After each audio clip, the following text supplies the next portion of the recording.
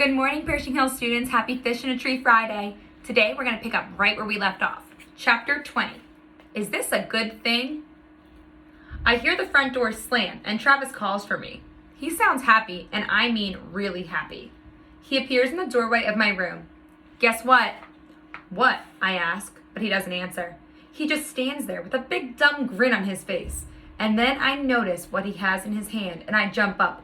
You got it? Really? He still doesn't answer. He just shakes the keys like a baby rattle.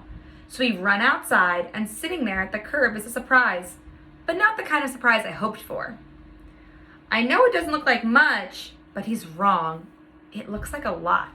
It's enormous and bright green. I mean, seriously, it's like a pickle with tires. No, I said, it's really cool. You can't lie to me, Squirt. I know you too well. Why are there lines on it? I asked, leaning in. Oh, well, I guess the guy that had the car painted it with a brush instead of a spray gun. I'll have to sand that out and strip the chrome on the side, but the engine is good. It's gonna fly. The only way this thing is going to fly is if he straps it to a giant balloon. A sketchbook picture is already drawing itself in my head.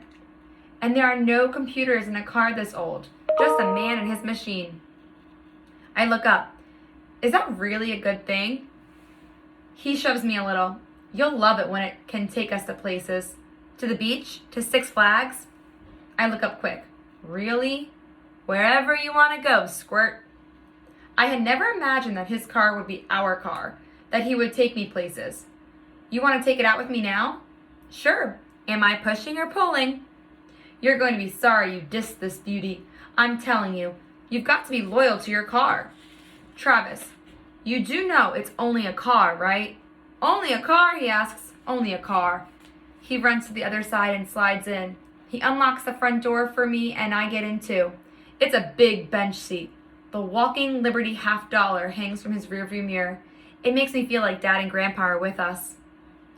When he turns on the engine, it sounds like a giant with a bad cough. We head up Farmington Avenue past St. Thomas Church.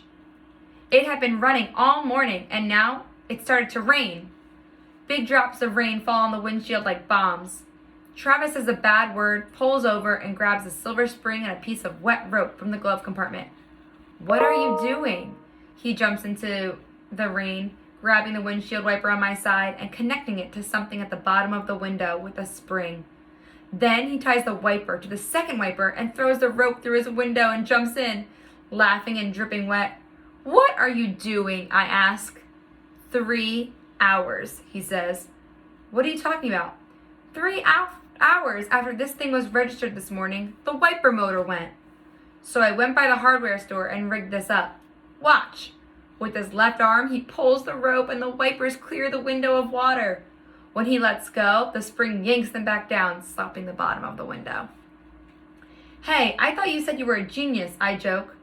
I am. All geniuses deal with bugs in the system. Isn't that more like what anteaters do? Hilarious, he laughs.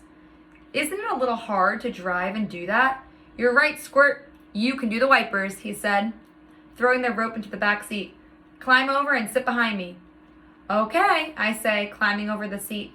I give the rope a pull and then let it go, and the wipers slap up and down.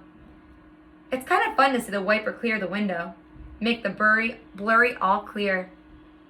And I think about what a great drawing this will be later, and I'm happy for the weird pickle-colored car. Wow, this is fun and hard, I tell Travis. My arm is getting tired. He watches me in the rearview mirror and laughs. I laugh too, and it makes pulling the rope even harder. We pull up to a red light, and Travis tells me to look at the face of the lady riding the car next to us, and I do. She looks shocked, and I think her expression is the funniest thing I've ever seen. Until I see Shay sitting right next to her. As soon as Mr. Daniels steps into the hallway to talk to another student, Shay says in her "I'm being loud on purpose so everyone can hear me" voice, "So Jessica, yesterday I saw that Allie riding in the disgusting green-colored car, and I can't believe it was even allowed on the road. Allie had to pull a rope to even get the windshield wipers to work." "You must be joking," Jessica said. "Allie, what junkyard did you find that heap in?" Jessica laughs like she's supposed to. I try to ignore them. My mom has always said you just ignore mean people because they are the only trying to get a rise out of you. I mean, what kind of loser would have a car like that? Probably the only thing the mother could afford. Finally, I can't take it. It's my brother Travis's car, and it's not a loser car. Oh no, it is a loser car, all right. I guess that makes your brother Travis a loser. They laughed. I didn't think there could be a bigger loser than you, Allie, but I guess I was wrong, Shay says. Stop it, I say to Shay, just as Mr. Daniels walks back in. You're the losers, not him. Allie, Mr. Daniels calls, come here, please. What? I asked, trying not to sound disrespectful. I haven't known you to name call before.